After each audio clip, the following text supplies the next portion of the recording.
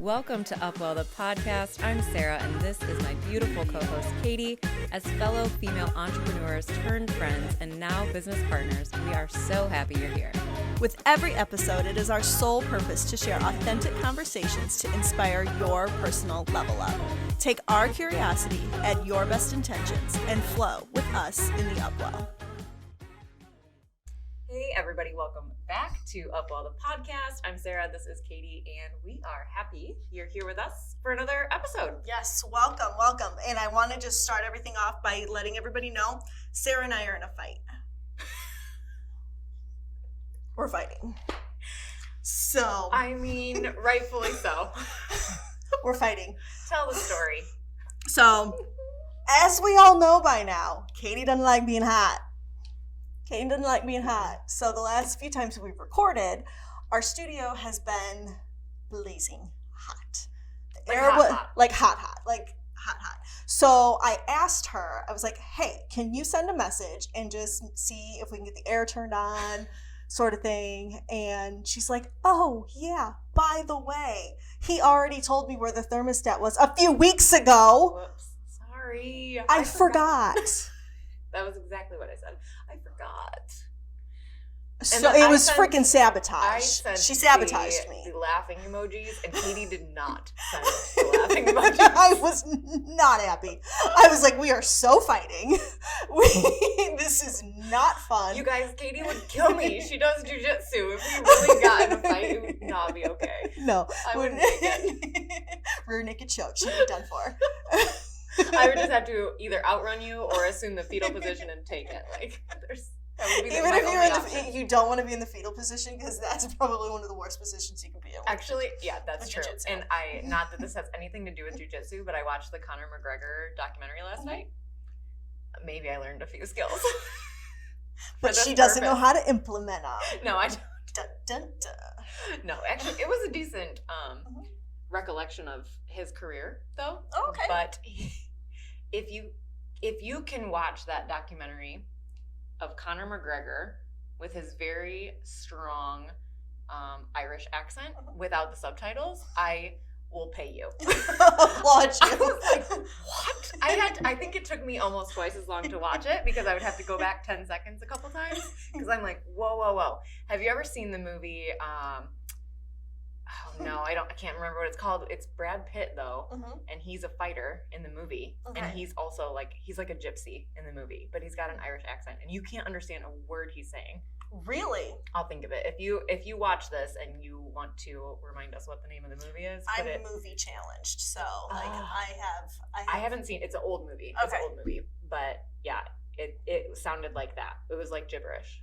Really? I mean, every once in a while I got a couple words he said, and then I feel like his American accent got a little bit stronger as the movie or as the documentary progressed because he lives in Miami, I believe. Yeah, so and I think he's been in the States forever. He's been in the States for a while. Yeah, Conor McGregor. But it was funny because I'm like, oh man, I had to do some major lip reading during the movie. But do you know Europeans actually they don't move their mouth as much as Americans do. Oh, so anytime British people or English people, I don't know what one's correct, so don't cancel me on however I just said that. Who knows? But because I know we do have some listeners in London. I know that's. But they don't move their mouths as much as Americans do. So anytime British actors actually do an American role, they're like, I have to move my mouth so much. I have noticed that though, because you can see if you watch somebody from Europe speak, it's like their mouth is very flat, where we just have bigger. And we have the same alphabet, so that's the weird thing. It's not like our vowels are different, they're just it's different sounds. Yeah. I don't know. Yeah. So. We're gonna practice our British accents for the next episode. No, that's Australian. I was gonna say hello. Good day, mate. Yep, that's both Australian.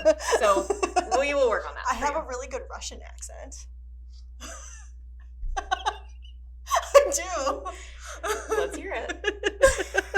Now I'm giggling, and I don't know if I'm gonna be able to do it. Well, maybe she'll throw it in there. Yeah, I'll try and throw it in sometime in the episode. We are not talking anything about jujitsu, Conor McGregor, or accents.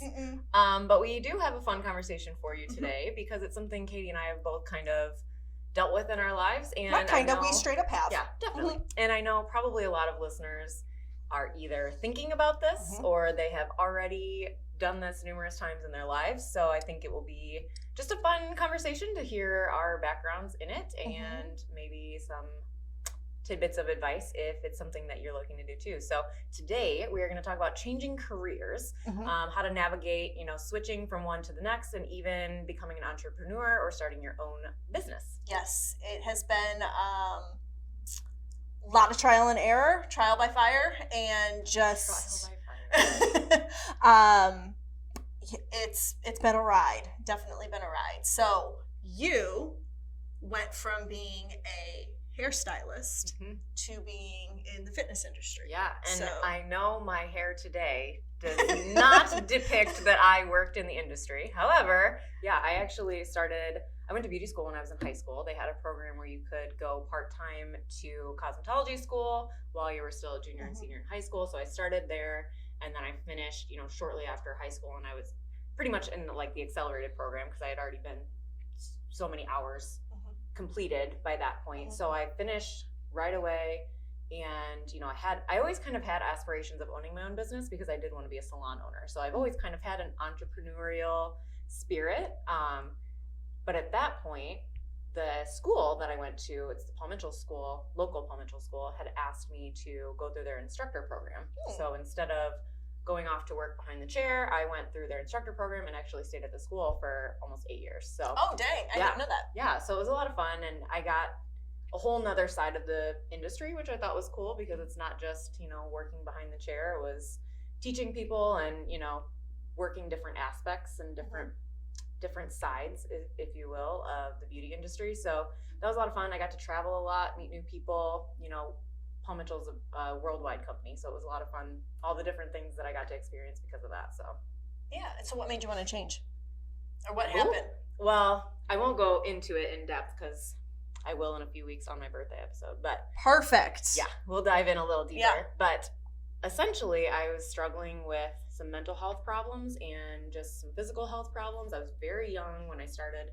When I transitioned from the school to behind the chair, I really battled arthritis and and anxiety and all sorts of different things that kind of, I don't want to say they popped out of nowhere because they really built up over time, but I just felt not well mentally and physically. So I kind of started my own health journey, and I started losing weight and started getting into nutrition and just paying a lot more attention to my own personal health.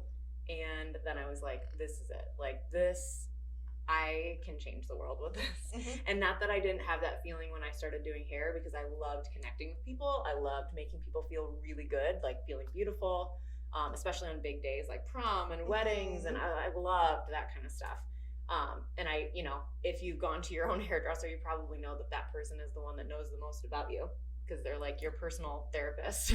So I loved that side of it. So it was cool because I really feel like a lot of that kind of helped transition me into what I do now because I just got so comfortable talking to people and, sharing with people and them being able to do that with me. And I think that's a big part of what I do now. So, but anyway, long story long, I kind of just got my own self in check and fell in love with health and wellness and started to recognize a lot of the problems that are in the fitness and diet industry and set myself on a mission to change the world. Cool. I like it. I just learned a few things about you that I guess I didn't know. Well, I'm excited because I don't think I know all of your history either. I know a lot of what you do now and what you've done in the past because a lot of what we do and what you've done is very connected in the health and wellness space, but you did not always start doing that. Nope. My undergrad bachelor's degree is in housing design and construction. I also have an associate's degree in business that I earned prior to my bachelor's degree. I worked in the industry, the housing industry, for a brief moment in time. Nothing that you were in the cosmetology or beauty world for 8 or plus years. Yeah. I was only in the housing design and construction era for about maybe a year and a half. Because unfortunately, when I went into school, or excuse me, when I got out of school and started working, the housing market crashed. Yeah. So I remember that vividly. Yeah. So I was able to keep my job through all of 2008. And then by 2009, I found myself unemployed. From there, I worked a bunch of random odd jobs. All, you name it, I tried it. I was a bartender for 10 years. I was kind of always a bartender in addition to, my daytime job. I always had the bartending as the side gig. And I think bartending for so many years is part of the reason why I'm sober now. And I don't drink now. Praise be to that. Yes. So then once I realized that the housing market wasn't bouncing back, it wasn't going to bounce back quickly. It was time to make a shift. Everybody told me that I would make a great teacher. You'd make a great teacher. You'd make a great teacher. So I actually worked in a school for a couple of years. Worked as a teaching aide, more or less. It was not the job for me. Loved the kids. Wasn't always a fan of what I like to call the big kids. Yeah. So I think that's an important, I want to circle back to that because I think that's an important part of the conversation about entrepreneurship itself is not working for someone else and having that, I want to say freedom, even though it's challenging and difficult. So I do want to circle back to that. But anyway, so after the school, then kind of what, because that still is not linking up with what you do now. No, so continue. It's not. It's not. I sat down and I wrote out a list. I am a habitual list maker. If you know me, you know I have notebooks and notebooks full of lists. So I wrote out a list of what I would potentially want to do. I knew where I was in life. I was not happy. I was not happy with what I was doing. Massage therapy is what I am. I'm a licensed massage therapist now. Massage therapy was something I had been interested in prior to going into the school, but shortly after I had lost my job, I was like, maybe if I go do this, I can, I can just do that in the meantime sort of thing. And I'm a believer in it just wasn't the right time at that moment. Went and I did all of the odd jobs, but then realized I was not made to be in the teaching realm, in formal teaching, as in teaching kids. That wasn't I love kids. I don't have any kids, but I love kids, other people's kids. Give them back. That's funny because most people love their own kids and not other people's kids. Yeah, I love other people's kids. I can give them back. Give me the dogs. Yeah. So I decided at that point that I was like, I'm going to give this a try. I had written out a list of all of the pros and cons of the different kind of professions that I was interested in. I contemplated and actually got accepted into a grad school to get my master's degree in structural engineering. But the cost of it at the time versus the cost of going to a trade school was what I like to call 1 0 less. There was 1 0 less on that number. And so for me, that was a huge, huge factor. It was also going to be 1 year as opposed to 3 years. So I just decided I'm going to give this a shot. I liked the human body. I had taken one human biology class throughout my time in college, enjoyed it, did really well with it. And I was like, let's give this a shot. Went into it, loved it. Graduated second in my class from massage therapy school. Worked for various companies over the course of time, and then as of January of 2015, I started off on my own, and then by September of 2018, I was completely on my own, 100% my own boss. That's awesome. Yes. Yeah, and I want to circle back to kind of everything, all the avenues that you went down, because I think that is such a key part of when people are trying to decide if they're enjoying where they're at, if they're meant to be where they're at, maybe they're kicking around ideas of doing something different or completely changing careers. I think doing odd jobs and doing things you enjoy and things you don't enjoy are so important because it teaches you what you like, what you're passionate about, and what you absolutely will not do. You know, like I worked in fast food, and I'm telling you right now, that would be the last thing for me personally. I'm not saying that people don't love their job. Me personally, that would be like the low rung of the totem pole. If I had no other option, that would be my choice, you know. But I think it's important to experience those things because it empowers your future decisions, because now you know in your mind where you want to go and where you don't want to go. Yes, and I think that the only way you're going to know that is by trying. 100%.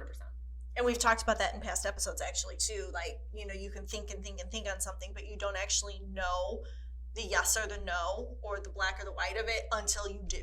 Yeah. Yeah. So that's, you know, and I mean, I have had so many jobs. Yes. Yeah. Well, and I want to talk about that too. That's a perfect segue, because I want to talk about the difference between having a job and choosing a career and choosing something. Or choosing a craft. Yeah, a craft, or to follow your passion. That's exactly what I was going to say, because I think they can be the same. They can definitely be the same. And I think that's the power of entrepreneurship, because then you have that power. You create whatever that looks like, whatever that marriage looks like. But, you know, there's there's nothing inherently wrong with it, but some people just want to go to work. They just want to have a job. It's not their craft. It's not the thing that lights them up. They're doing it to make an income. So potentially maybe they can afford the thing that lights them up. Maybe you love to travel and you don't know how to make a living out of it. Things like that. So there's nothing wrong with either or, but I want to talk about the difference kind of between the job and the craft, the passion. I think the biggest thing is that when you wake up and you go to work and it doesn't feel like work. Yeah. Is going to be your number one indicator of, you know, if you find something you love. I think there's a quote that says, if you find something that you love to do, you'll never have to work a day in your life.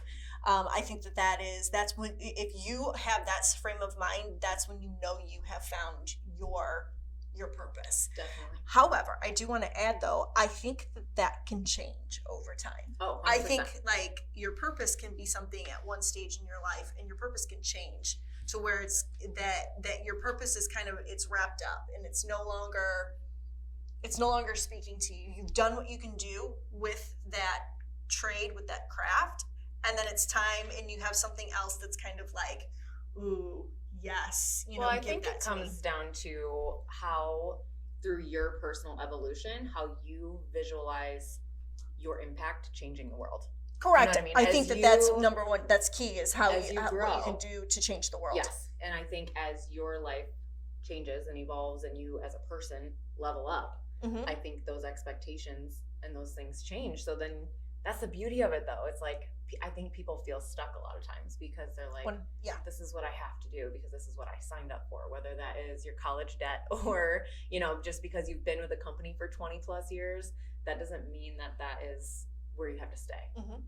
Yeah, you always have a choice. You always have a choice in what your tomorrow is going to look like. Sure. And there's, you have, at any given moment, you have the power, the opportunity, and the ability to change what you're doing. If you wake up dreading what you do every day, it's time to start thinking about doing something that's going to bring you a little bit more joy in life. 100%. I think joy really usually kind of lights the path, is the way I think of it. If something is joyful to you, what can you do? How can you experience more of it in your day-to-day life? So it might not necessarily be what you do for a living or to make money, but how can you get more of it to your life? But I did want to go back to what you said about that quote and expound on it a little bit, because I like the quote.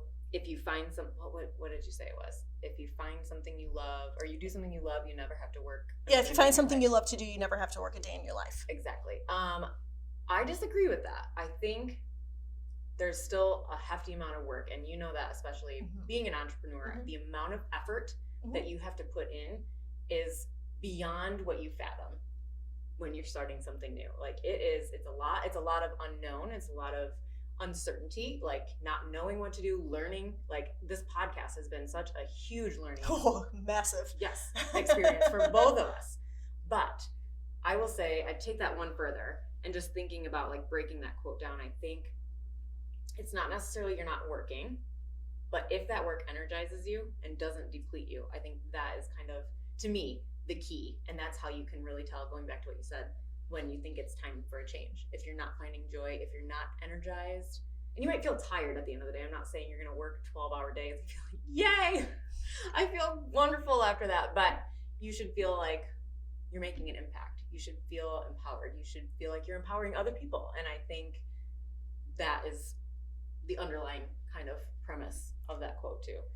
I think the quote is also a little bit more like as a metaphor of, you know, like, yeah, you're going to work, but it's not going to feel like work. Definitely. You know, so, but I love what you said about that. Like, yeah, going and doing something that you are passionate about, you're going to work. And I am not a fan of the word hustle. That's not a word that kind of resonates with me personally. Other people love the word hustle. It's not a word that I kind of am drawn to. But if you are passionate about something, you're going to find that you're spending your quote unquote downtime either thinking about it or working on it. Yeah. That's to me when you know you found your thing. Yeah, I agree. When you know you found your thing is when you're reading about it, or you're doing some research on it, or you're trying to, you know, tweak your website, or you're trying to, you know, this, that, and the other, just because you want to, not because you have to, but because you want to. Yeah. I think that is a big piece of the puzzle too.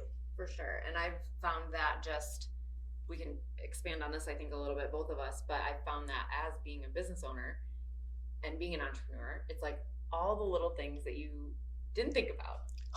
All the little things you didn't think about. Little things. Yeah. And you're like, well, I don't know how to do that. I'm going to learn today. YouTube. So, yeah, but I think it's funny because somebody asked me the other day, this is great that we're doing this episode because I've had numerous people approach me about changing careers or starting podcasts, all these different topics. But they were like, how did you quit your job? Or, you know, how did you start your own business? You know, do you love the flexibility? And I was like, well, let me summarize this. I quit my 40-hour-a-week job to work 70 hours a week. But going back to what you said, I enjoy it. I'm choosing to do these things on my downtime. I'm studying, I'm researching, I'm learning because they're all things that light me up, that I love, and I love sharing information. Like that to me is why I'm put on this earth, is to intake a ton of info and help spread it, you know, if it's going to improve the quality of somebody else's life. So yeah, I spend most of my time doing that. It's interesting that you just said that because I just had a session with my therapist the other day. Yes, we talk about that here on this podcast. Gotta have it.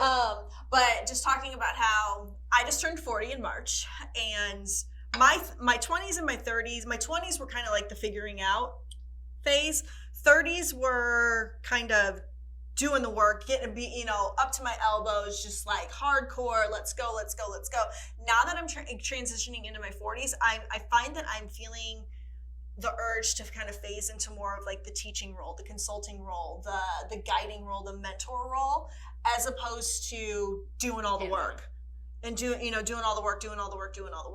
And that's allowed me to envision the podcast, our show, and what we can do with it and how I want it to grow. Yeah, I love that. And I really think that's a good metaphor because I think a lot of people can relate to like the transition from their 20s, 30s, 40s, even into 50s. I feel like when you're young, in your teens and 20s, you have a very pigeonholed vision. Like you're locked and loaded, which there's nothing wrong with that. You're like a little bit more focused, you know, and it's like blinders almost. And then as you age, I just think it kind of opens up. And once you get to your mid 30s and beyond, it's like bird's eye view, right? Now you can zoom out, look at the bigger picture. What do I want out of life? You know, like here's all of these things that I've accumulated, all the jobs that I've done, all of the things that I love, all the things that I don't want to do again. And it's like, cool. Now I have all this stuff at my fingertips. What do I want to do with it? And what do you want to get rid of? Yeah. All of that stuff that you've accumulated, what part of it, I'm in the getting rid of phase of my life. I am not in the accumulation phase of my life anymore. I'm in the getting rid of phase of life. Oh, yeah.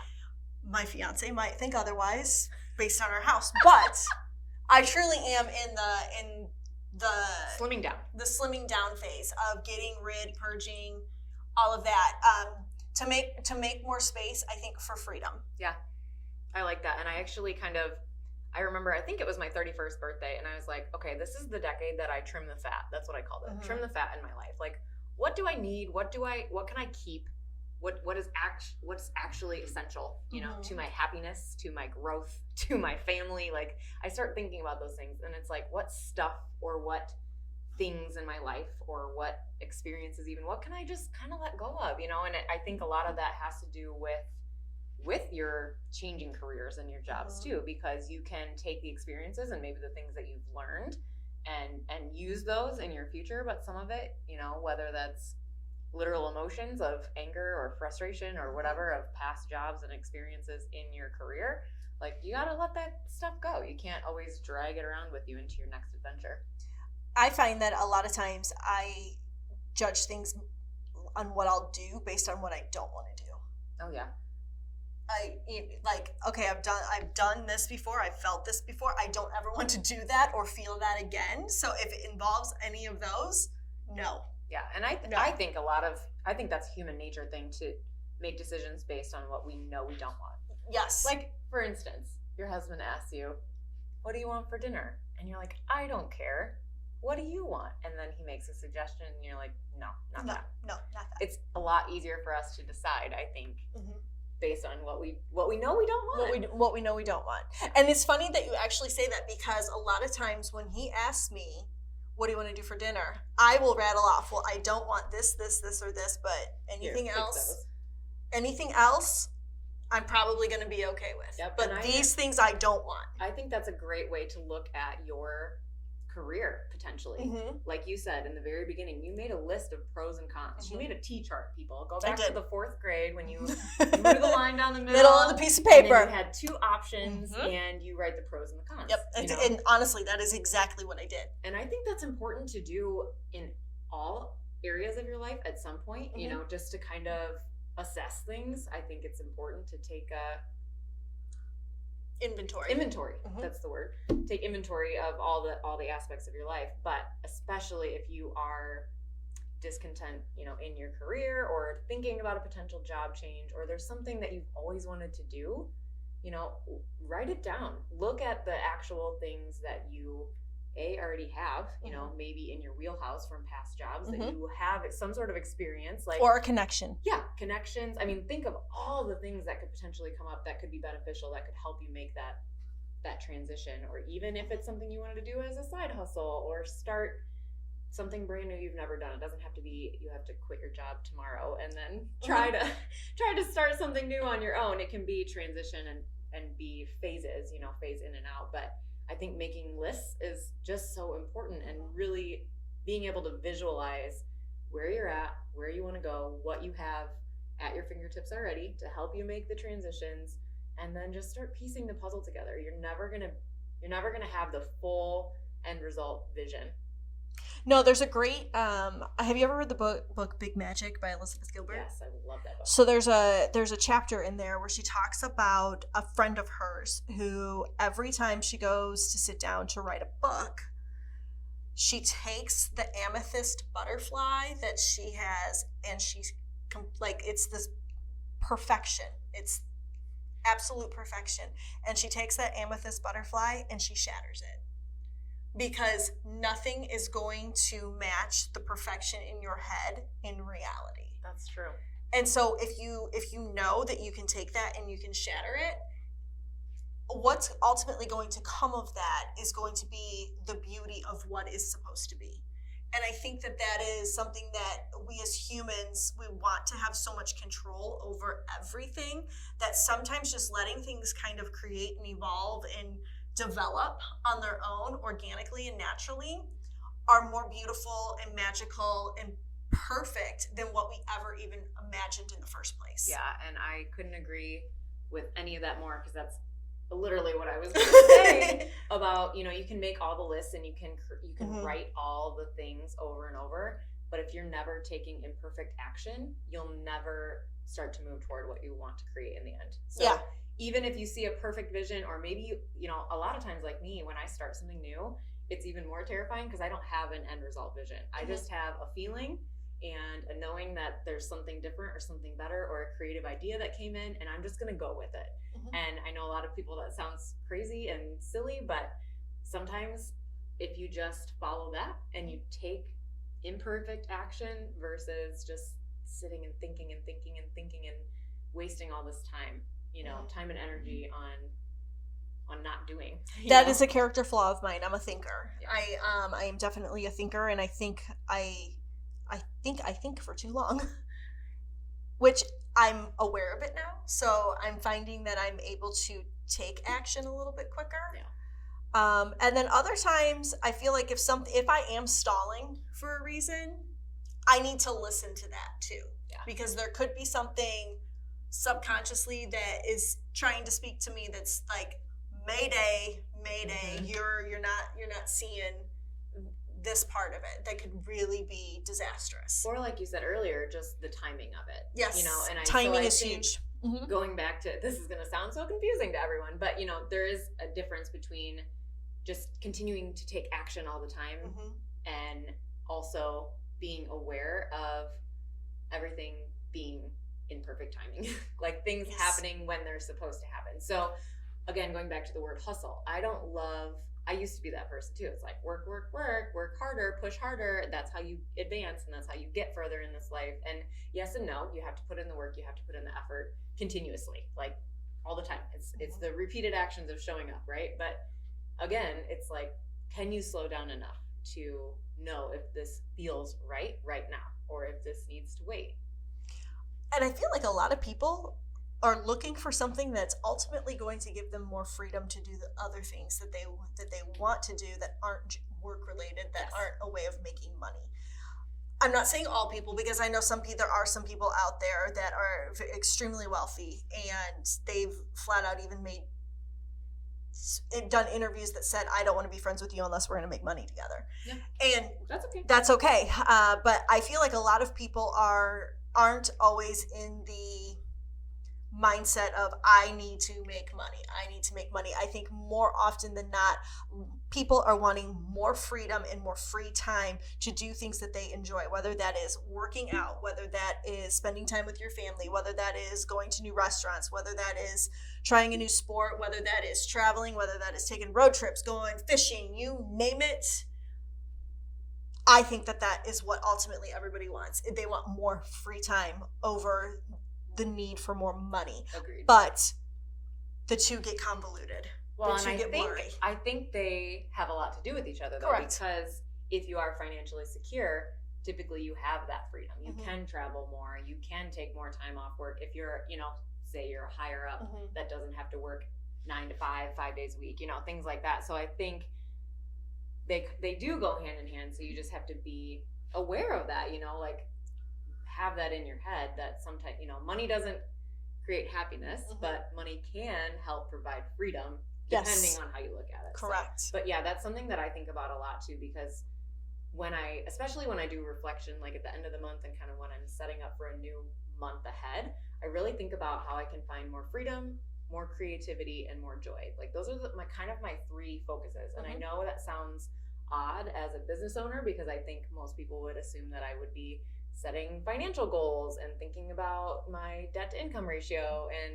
But I really think if you prioritize emotions and those feelings and those things that you want more of in your life, the other things domino. The other things start to click and they start mm-hmm. to happen. If you're willing to put in the work and you're willing to take imperfect action and be analytical, we're writing our list, we're doing all these mm-hmm. things at the same time.